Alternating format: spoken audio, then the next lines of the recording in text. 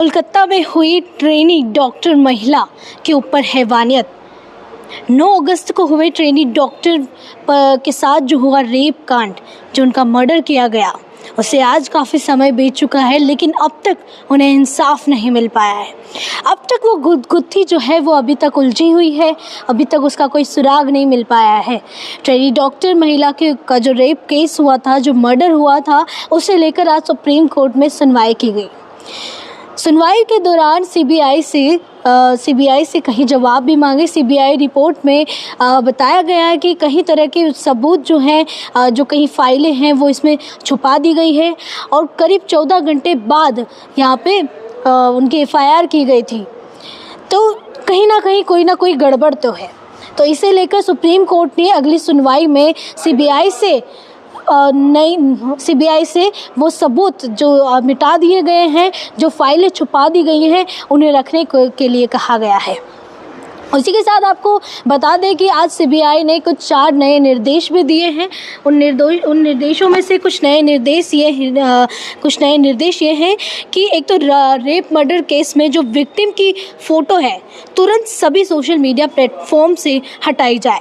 CBI 17 सितंबर तक जांच की नई स्टेटस रिपोर्ट सुप्रीम कोर्ट तक पहुंचा दी जाए, सुप्रीम कोर्ट में दाखिल की जाए। साथ ही प्रदर्शनकारी डॉक्टर जो भी प्रदर्शनकारी डॉक्टर हैं कोलकाता में, और उन सभी डॉक्टर्स को कल शाम 5 बजे तक उन्होंने अपनी ड्यूटी वापस ज्वाइन करने को कहा है। अन्यथा अगर उनकी ड्यूटी 5 बजे तक ज्वाइन नहीं की गई तो उनके ऊपर राज्य सरकार द्वारा जो कार्रवाई की जाएगी उसे कोई नहीं रोक सकता है।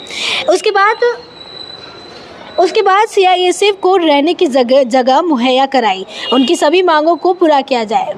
देखिए, जो हॉस्पिटल के बाहर जो सीआईएसएफ टीम लगी हुई है, उनके हॉस्पिटल की सुरक्षा के लिए, ऐसे में उनके लिए जगह प्रोवाइड करवाने को कहा गया है, उनके लिए जगह मुहैया करवाने को कहा गया है।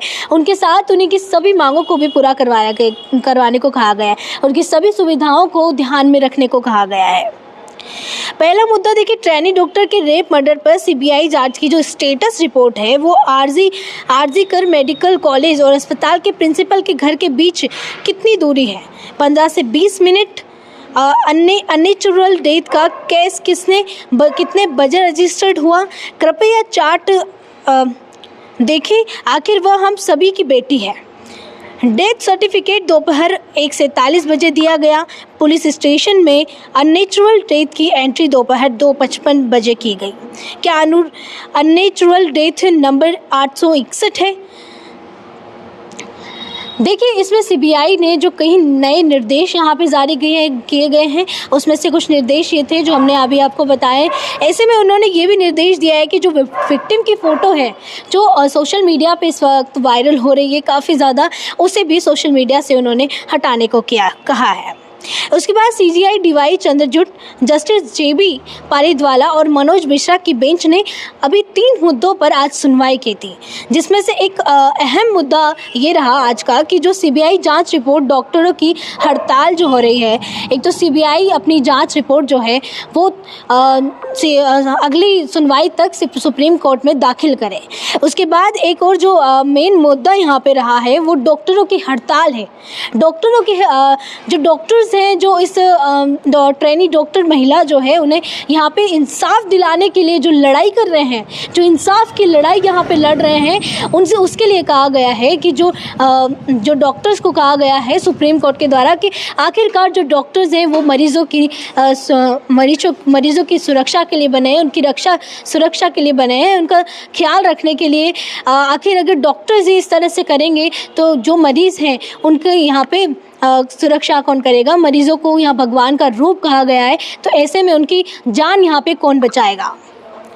तो ऐसे में आपको बता दें कि सुप्रीम कोर्ट ने यहाँ पे जो ट्रेनी डॉक्टर महिला है, उनका जो मर्डर केस हुआ था, उसमें सभी लोग जो इंसाफ की लड़ाई यहाँ लड़ रहे हैं, जो डॉक्टर्स हैं जो इंसाफ की लड़ाई लड़ रहे हैं, ऐसे में उन्हें कहा गया कि अगर वो कल शाम 5 बजे तक उन्होंने अपनी ड्यूटी ज्वाइन नहीं की तो ऐसे में उनकी राज्य सरकार जो भी फैसला यहाँ लेगी, ऐसे में राज्य सरकार के खिलाफ कुछ भी कार्रवाई नहीं की जाएगी।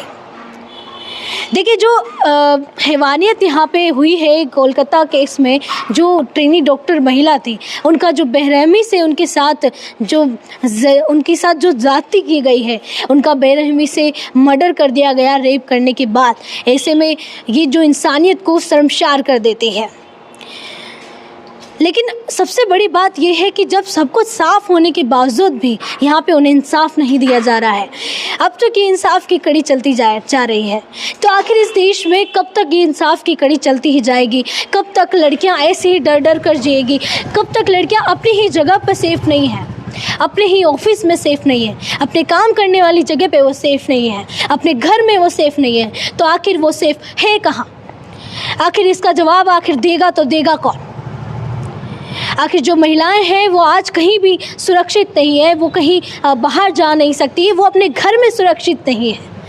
और अगर कोई भी रेप केस होता है, कोई भी रेप कांड होता है, तो उसे तुरंत कोई सज़ा नहीं दी जाती है। ये इसी तरह से ये केस ये चलता ही जाता है। ऐसे में जो भी रेप केस का जो विक्टिम होता है उसे यहाँ पे इंसाफ नहीं मिल पाता है।